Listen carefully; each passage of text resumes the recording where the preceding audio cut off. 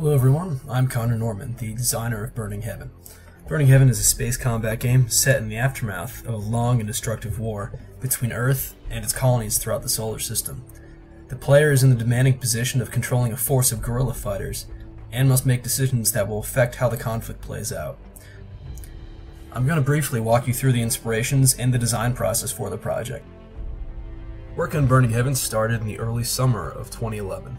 Around the same time, the Arab Spring was just beginning to take root in Libya. It was astonishing to see small groups of individuals inspire an entire nation to overthrow their oppressive government. I was fascinated by this. I wondered how I could incorporate a modern message in a game set in the future. In a lot of sci-fi media, the future is always portrayed as a utopian society that we can hardly recognize. But what if instead, the future faced many of the same issues we face today?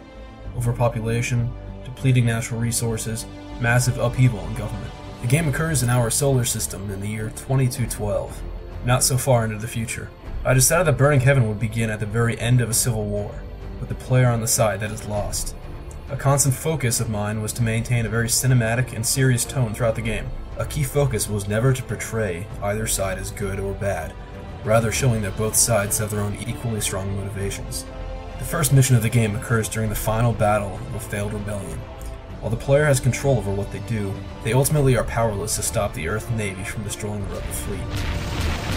Can't stay here. Murtaugh, you hear me? We need to jump. From this point, the game switches gears entirely to behind enemy line stealth-based warfare. Your squadron begins to wonder if they should really keep fighting, if they've merely become fanatics fighting an endless war. In each mission, the player is able to make a number of decisions as to how they want to carry out their attack. How far are you willing to go to succeed? Should you destroy an enemy warship that will result in the collateral deaths of thousands of civilians? Are you willing to win at any cost? The game in no way penalizes the player for choosing one decision over the other. Many games today often have the overtly good and overtly evil choice.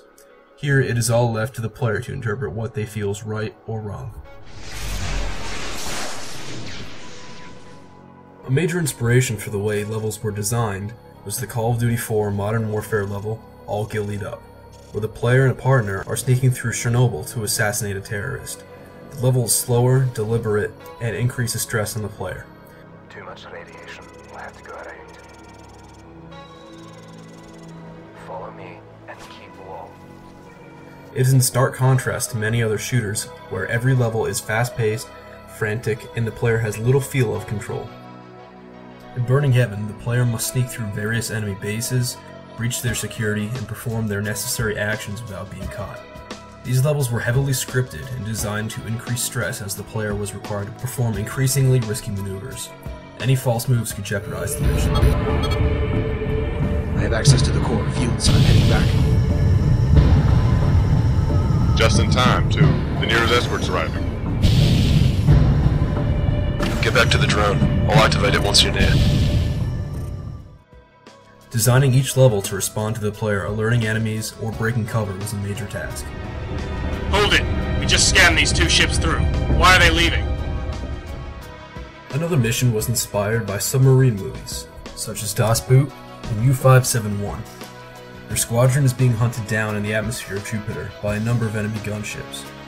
Because of the gas clouds, visibility is almost non-existent. The only sound that the player hears throughout the mission are the sonar pings being sent by the enemy warships. If the player moves too quickly, or fires their weapon, the enemy ships will home in on your position and destroy you. It turns the player from the traditional role of the hunter into the hunted. What the hell are we gonna do? The signal damper should still be working. Head to the nearest damper and keep your speed low. The game was built in the FreeSpace 2 Open Engine, which was perfect for the changes I wanted to make. It has a powerful scripting editor, similar to Unreal's Kismet. One such change was the method of jumping out. The FreeSpace engine by default requires ships to warp out to exit every mission. In the universe of Burning Heaven, no such technology existed, so I created a new method of jumping out, which utilized an engine boost, similar to how it works in Firefly, and removed the original method of jumping out.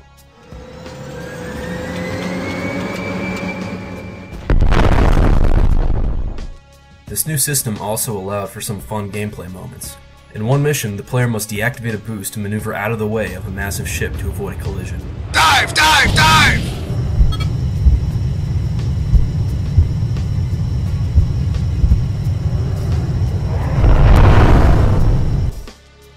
There were over 31 characters with speaking parts, the most important of which was the protagonist, Captain Sergei Vertov. Vertov is a flawed hero who was lost enough during the war to be capable of taking whatever actions the player should choose. His name and accent were selected to indicate Eastern European origins, to give him a different sound than the traditional American accent. The Constantine is nested in the asteroid belt between Ceres Spaceport and Vesta City, two large and populated asteroids. Vertov has an extensive military background and inspires fierce loyalty from the squadron. However, a breaking point will come, as depending on how Vertov has been leading, members of the squadron can actually break off and leave. Another equally important character was the news anchor. While never actually seen, the anchor gives news reports at the beginning of every mission. The news reports change depending on the actions that the player chose in the previous level, and serves to give a better understanding of how public opinion is reacting to the player's actions. It is with regret that we confirm the deaths of the passengers and crews of Pandorum, a colonial ark. The Pandorum was destroyed in a blast triggered by the same terror cell responsible for the bombing at Vista City 2 days ago. Finally, the game can end radically different, depending on what choices Vertov has made. This change is not merely a different end cutscene, but rather the campaign itself carries on significantly longer depending on what the player has done. Depending on what choices you've made, the people of the solar system may rise up against the oppressive regime, thus continuing the campaign to the eventual toppling of the government.